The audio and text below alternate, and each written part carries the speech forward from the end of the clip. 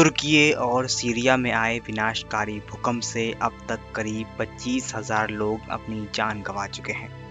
इस भूकंप ने जहां कई शहरों को बुरी तरह तबाह कर दिया, वहीं तुर्की की अर्थव्यवस्था को इससे बड़ा नुकसान पहुंचा है। इससे उबरने में तुर्की को दशकों का सफर तय करना पड़ सकता है। भूकंप के झटके, खंडहर और रेस्क्यू के बीच एक नए विवाद ने जन्म ले लिया है। सोशल मीडिया पर यह दावा किया जा रहा है कि हालिया भूकंप कोई प्राकृतिक आपदा न होकर अमेरिका द्वारा लाया गया एक आर्टिफिशियल भूकंप है। दावा है कि अमेरिका ने अपनी वेदर टेक्नोलॉजी का इस्तेमाल करके तुर्की में ये भूकंप लाया है। इन सब के पीछे अमेरिका के रिसर्च प्रोग्राम हार्प को दोषी ठहराया गया है। हार्प अलास्का के एक वेधशाला में स्थित अमेरिकी परियोजना है जो रेडियो ट्रांसमीटर की मदद से ऊपरी वातावरण या आयन मंडल का अध्ययन करती है, जिसे अमेरिकी एयरफोर्स और नेवी के द्वारा कंट्रोल किया जाता है। अमेरिका पर समय समय पर इस तरह के आरोप लगते रहे हैं कि इस प्रोग्राम के तहत हाई फ्रिक्वेंसी रेडियो ट्रांसमिशन द्वारा दुनिया के अलग अलग देशों में भूकंप, सुनामी, भूस्खलन लाए गए हैं। वर्तमान में एक बार फिर यह तकनीक विवादों के केंद्र में है। सोशल मीडिया पर तुर्की के भूकंप से जुड़ी एक वीडियो तेजी से शेयर की जा रही है, जिसमें कहा जा रहा है कि भूकंप के दौरान बिजली भी गिरी है, जो कि सामान्य घटना नहीं है। कई यूजर्स ने अपने दावे को बल देते हुए सवाल उठाए कि आखिर अमेरिका सहित कई पश्चिमी देशों ने भूकंप से पहले अचानक तुर्की में अपने दूतावासों को क्यों बंद किया था।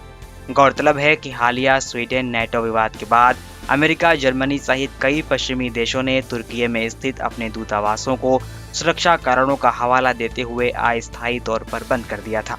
इसके साथ अमेरिका की तरफ से अपने नागरिकों को तुर्की की यात्रा के दौरान अधिक सतर्कता बरतने को भी कहा गया था। इन्हीं सब कड़ियों को जोड़ते हुए तुर्की के भूकंप के लिए अमेरिका को जिम्मेदार ठहराया जा रहा है। हालांकि यह पहली बार नहीं है जब किसी प्राकृतिक आपदा को लेकर अमेरिका की इस परियोजना पर सवाल उठे हों। इससे जुड़ी कॉन्स्पिरेसी थ्योरीज काफ़ी समय से इंटरनेट पर घूमती रही हैं। एक काफ़ी पुरानी थ्योरी ने दावा किया था कि कई देश मौसम को कंट्रोल करके दूसरे देश पर हमला करेंगे। यह हमला हथियारों या परमाणु बम से नहीं होगा, बल्कि कुदरती लगेगा। जैसे बारिश को काबू करके एक देश अपने दुश्मन देश में सूखा ले आएगा या फिर बाढ़ ले आएगा, जिससे त्राही त्राही बच सकती है। भूकंप या सुनामी ला सकना भी इसी श्रेणी में आते हैं। इस थ्योरी को बल तब मिला जब अगस्त 1953 में अमेरिका ने president's advisory committee on weather control गठित किया था, जिसका काम मौसम नियंत्रण की व्यवहार्यता और उसके संभावित लाभों और जोखिम को समझना था।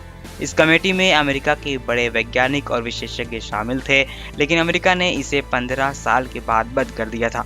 इस दौरान हुए रिसर्च और फाइंडिंग को अमेरिका ने गोपनीय ही रखा। माना जाता है अमेरिका ने वियतनाम युद्ध में भी अपनी इस तकनीक का प्रयोग किया था। युद्ध के समय मानसून को बढ़ाने के लिए अमेरिका ने क्लाउड सीडिंग को हथियार बनाया था। क्लाउड सीडिंग एक तकनीकी प्रक्रिया है जिसमें किसी स्थान विशेष में वर्षा बढ़ाने के लिए बादलों में सिल्वर आयोडाइड, पोटेशियम क्लोराइड सहित कई केमिकल्स को मिलाया जाता है।